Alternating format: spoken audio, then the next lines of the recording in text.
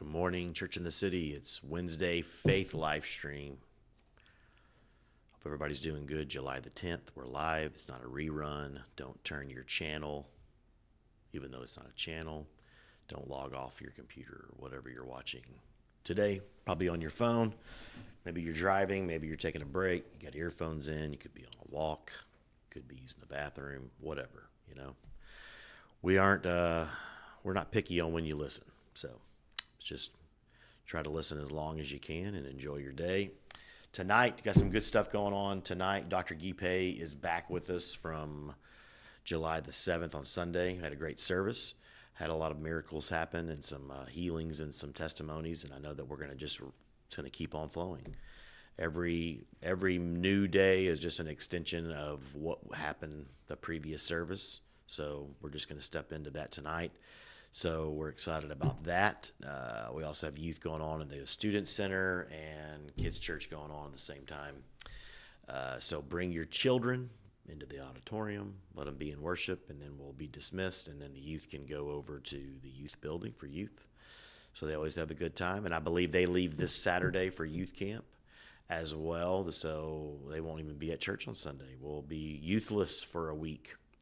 I think we still have youth, though, Sunday and Wednesday for those that aren't going to camp. So still come to church on Sunday. But, you know, it's going to be a good time. I know the youth are always excited about Youth Week in Tampa, so it's going to be fun for them. And their spiritual lives getting deep into the Lord and being in the presence of the Lord. This TV's blank, so I don't know if it's like, so I can see the whatever is going on.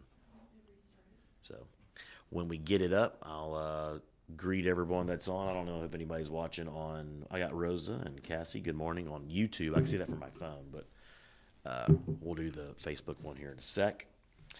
So I also believe Momentum is coming up as well, which would be at the end of July and going into August. So July the 28th would be that Sunday morning, and then Sunday night, the 28th, that whole week, the 28th through August I think it's the 2nd, and then August the 4th on that Sunday, we're still planning on having Pastor Allen preach on that Sunday, but it's kind of to be determined as of right now if that's going to happen. I'm believing and that he's going to stay over till Sunday, so it's going to be a good time for everyone. Momentum's always a great kickoff for school because literally right after that, I think school starts like in a week or something like that. So I can't believe that we are actually already at the midway point of summer. You know, we're past July 4th, which to me is always like the dead middle of school getting out and school starting. You know, maybe it's probably not, but to me it is in my head. And I always love post-July 4th because it means we're getting a little bit closer to college football and pro football. It also means that we're only 8 months away from the worst weather in the planet being done, which is just supposed to be a joke. It's never done. It's like hot here till October. So, you know, and really we're getting closer to the worst part of the summer, which is late July and August, which is just brutal hot. And, you know, the last couple of days, I don't know if y'all been outside the last couple of evenings around like 7 o'clock. It's been actually nice. It wasn't humid last night. We can thank that beautiful hurricane for blowing through. We got the good part of it, not the bad part. So we say beautiful. We say it was a blessing, while it was not a blessing to others. So, so I guess, can you call it a blessing? The outskirts of it was a blessing. Because it brought cool weather to us, and I enjoyed it. So I did want a little more rain, though. I don't know anybody else. I was kind of looking forward to it one day. I was fine with it, of like just rain, no thunderstorms or tornadoes. It's what it had in the forecast, and it didn't do anything. It rained like barely. So, you know, I got topical mud, and then it dried up by 11 a.m. the next morning. It was done. So I'm like, God, I don't feel like watering. I think it gets to the point here, I don't care.